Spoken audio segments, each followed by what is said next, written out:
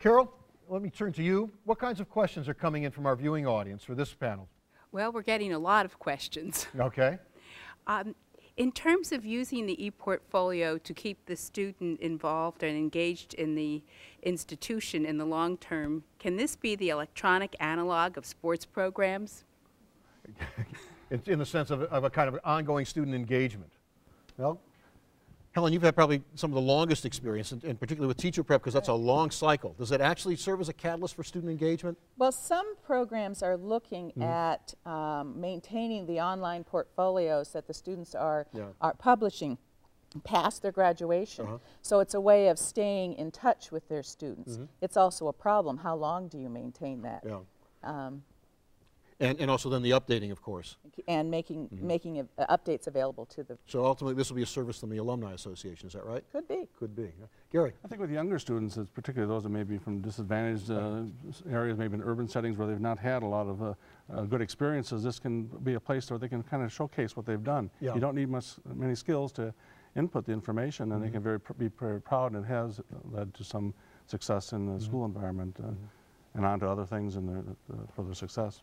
And when you work with teachers in Minnesota, again, how is it organized in the sense that if beyond the university, if I'm a 35-year-old citizen in Minnesota, in whatever industry or whatever sector, if I'm a 15-year-old high school student, beyond the base in the university, again, you'd mentioned the Employment Development Office, is that correct? The workforce centers. Workforce center.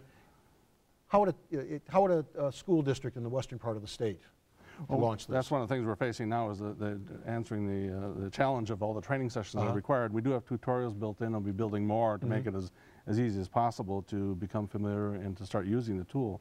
But we hope to deploy the other centers that do training in the state, like the Center for Teaching and Learning, the workforce training system, to actually go out and do it rather than the two of us or three of us. So you want to leverage the existing infrastructure. Right. And you'd mentioned about 3,000 participants right now. Guesstimates about the number of participants. We're not going to hold you to this, but guesstimates that in a year from now? I think it'll be in excess of 150,000. That's phenomenal. That's absolutely phenomenal. Helen, what about teacher prep programs? What's your best guess? 2 years from now, where will e-portfolios be? I think more than a majority of them will be implementing some kind of e-portfolio, whether it's an online system or whether it's just the students producing their own and putting them on a CD-ROM. Many of them are moving in this direction. So. Great. We're going to take another question. Carol, what else is coming in for our panel? What kinds of tools or techniques do you use to support the dialogue and the conversation around the use of e-portfolios at your institutions? That seems like that's both a conceptual question as well as a technical question. Ali, you've been mentioning some of the technologies involved with this. Perhaps we'll turn this one and let you begin. Well, what we've been doing as part of the consortium is we have a discussion going on between the faculty members trying to define what the requirement and expectation of electronic portfolio is. And at the same time, we already have a prototype environment running, beta environment running in 3 campuses. I mean, IUPUI and University of Wisconsin Eau Claire and UCLA is bringing it up. So that would give us a lot of feedback in terms of what we have, if this is what a student wants, what we have, if this is what faculty member wants.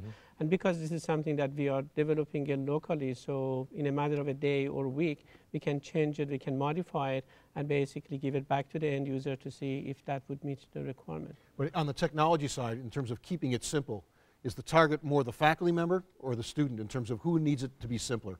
I would say is the first requirement that we have is I mean, the first 3 requirements is easy to use, easy to use, easy to use. It must be extremely easy to use, virtual, be able to maintain it from a simple web browser and so on and so forth. But for both a student and faculty, of course. And Gary, the experience in Minnesota, again, in terms of some of the component parts of this, keeping the dialogue going, the engagement? Well, it's on the agenda of a lot of different groups that are meeting in terms of some of the, in our system, in the discipline groups and the major teacher training programs, as well as other groups like the 4-H and the workforce centers, invitation that we received to talk about, and the more people hear about it, and this is without a public launch, it's already spreading across the state. So. Is there conversation in Minnesota that this may also become part of the admissions application process, or could be a part of the resource that a student could present, as beyond the standard paper or electronic documents that institutions in Minnesota require because you're a statewide system. Right, I think like Al St. Martin said, it's kind of the cell phone of the future. It will be used in that process as well as it's changing the dynamics of the employment interview. When you say you have a portfolio, do you mind if we bring it up? The question or the nature of the whole session changes as they see the whole wealth of experience and skills that a person has. So I think it's going to have dramatic changes. And if I can show you an electronic portfolio, you're probably making an inference, correct or wrong, hopefully correct, that I may have some added technology skills that somebody else who just walks in with paper may not have. That's right. Not a bad. What about the same thing in terms of teacher prep, Kelly? One of the things, this year I have a Preparing Tomorrow's Teachers to Use Technology grant from the federal government where I've been working with teacher education faculty. And a lot of it is raising the awareness with them about what's possible and then encouraging faculty to perhaps create their own electronic portfolio as part of continuing the dialogue and understanding what they're requiring of their students. Yeah, but let me go back, as I asked the last panel, you know, those middle-aged, mid-career faculty like me, maybe their hair isn't quite as gray. What's the response among faculty? Again, this was not part of the, you know, not what I signed on for. It might be one thing for me to evaluate student electronic portfolios, but I'm going to put myself up on the web, I'm going to expose myself bare. Well, an electronic portfolio doesn't necessarily have to be on the web. Right, okay. And some of ours just put it on a CD-ROM and share it very privately with their students. Same thing. All right, Carol, other questions that have been coming in? As the major vendors begin to incorporate e-portfolio functionality into their products, what are the implications for some of the pioneering institutions that have created their own innovative solutions? Are you willing to give this up, Ali? You've got a consortium. You've talked about setting standards.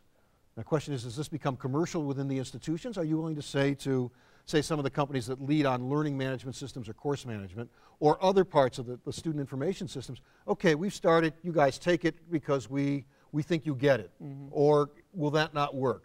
What are the vendor consequences for this? Well, it could be all of the above. I mean, right now, the way it works is that the developing member get 100% of the source code and the licensing agreement to modify it and so on and so forth. But in the future, you know, depending if there is any potential market for it, so we may commercialize it. But no matter what, there are going to be some interoperable and standard know-how that we want to develop, which we're going to share it with the vendors, with the world. So. Are vendors knocking at your door, Gary, when they look at that 150,000 folks in Minnesota? Well, we actually worked with the company in the development of our tool, and one of the decisions we face is we have the information hosted on their environment or on ours, and we decided in consultation with our teams that the public would rather have it on a public site than to have it in a company, because you don't know who's going to own the company in a couple of years and where that data goes. So I think there's a question of security and trust, and so we're keeping it in the state system. And in teacher prep, Helen, is it the folks that also are the exam contractors, ETS and others? Are they going to be in this business soon? Some of them already are. Some major publishers have started producing them. There's quite a few private companies that are providing products for teacher education right now. And are those products widely accepted, getting early acceptance? They are emerging. Emerging. In the field. Like the field itself? All right, great. That's very helpful.